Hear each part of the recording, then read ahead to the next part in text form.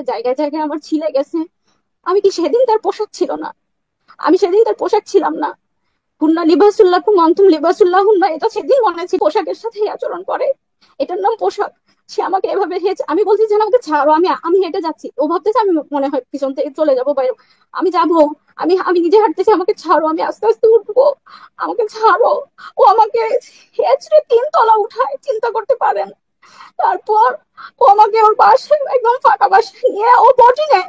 বটি দিয়ে ও আমাকে আজকে জবাই করে ফেলবে।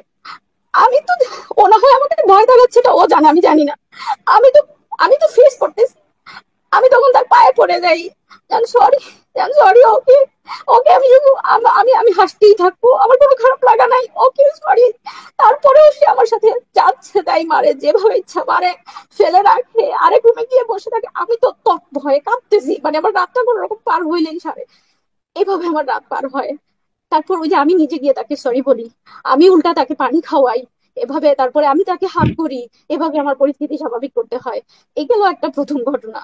আমার হিতাকাঙ্ক্ষী বোনদের জন্য, বিশেষ করে যাদের আমার ব্যাপারে একটা কমন মানে অস্বস্তি বা খারাপ লাগা বা অভিযোগ কাজ করছে যে আমি কেন বিষয়টা সামনে আনলাম সত্য হলেও, আমি কেন গোপন করলাম না, বা করাটা আমার জন্য উচিত ছিল, আমি কি সবর করি না, ইত্যাদি অনেক বিষয় তাদের একটু খারাপ লাগা আছে, যারা আবার বোন তাদের জন্য আমি তাদেরকে একটা মাসালা ক্লিয়ার করে দিয়ে আমি দিন আমার আলোচনাটা শুরু করব। আল্লাহ রাব্বুল আলামিন সূরা নিসার 148 নম্বর আয়াতে বলছেন যে লা ইউহিব্বুল্লাহুল জাহরা বিসসুই মিনাল কাওলি ইল্লা মান যুলিমা ওয়া কানা আল্লাহু সামিআন আলিমা।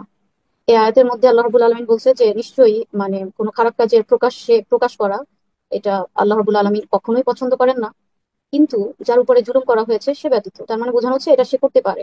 এই আয়াতের ব্যাখ্যায় আল্লামা মুফতি শফি রহিমাহুল্লাহ তার মারিফুল কোরআনে তিনি বলছেন একটা অংশে যে এই আয়াতে কারিমে অনেকগুলো ব্যাখ্যা আছে, তার মধ্যে একটা এটা বলছেন যে মাজলুম ব্যক্তি যদি অত্যাচারীর অত্যাচারের কাহিনীগুলো মানুষের কাছে প্রকাশ করে, তবে তার শেকায়াত এবং হারাম বা মানে কি হারাম গীবতের অন্তর্ভুক্ত হবে না। সে অবস্থায় চলে গেছে, সে এখন ওয়াল্লাহি বলতেও ভয় পায় না। সে যত আছে মিথ্যা বলতে চায়, যত আছে যা কিছু বলুক, সে মানে নিজেকে এখন বাঁচানোর জন্য সে মনে করতেছে পুরোটা সেই যেন দিন।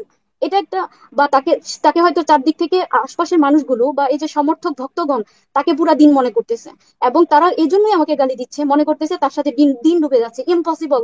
দিন এত কারোর সাথে রিলেটেড না, মিথ্যা দিয়ে দিন জয় হয় না। কোনো মিথ্যার সাথে দিন নাই, সত্যের সাথে দিন আছে। তাকে যদি লাখো কোটি মানুষ তাকে সাপোর্ট করে, তবু তার ভিতরে অস্বস্তি আছে, কারণ সে অন্যায়কারী। জানেন, এই পর্যন্ত জনাব আমি যা কিছু বলেছি, যেটুকু দেখেছেন, যেটুকু বুঝেছেন, এবং তার যেই ফাঁকফোকর দেখেছেন কথাবার্তার মধ্যে, এটুকুই না আমার সত্যতা বোঝার জন্য যথেষ্ট। এরপরে যদি যারা বিশ্বাস করবে না, তারা ওই সমস্ত অবিশ্বাসী হৃদয়, যা যা এক শ্রেণীর মানুষ আছে না, যাদের হৃদয়টাই অবিশ্বাসী, যারা স্রষ্টাকে অস্বীকার করে শত নিদর্শন দেখা সত্ত্বেও, তারা তখন বলতে থাকে কি, যারা সিরাত পড়েছেন দেখেছেন, কাফেররা কি বলছে, বলতো কি যে আমাকে কবর থেকে যে তার পূর্ববর্তীদেরকে উঠায় দেখাক, তারা কথা বলুক, ফেরেশতারা সামনে আসুক, পাহাড়গুলো সমান করে দেখ। তো যারা বিশ্বাস করবে না তারা বিভিন্ন যুক্তিতর্ক দাঁড় করাবে এবং বলবে যে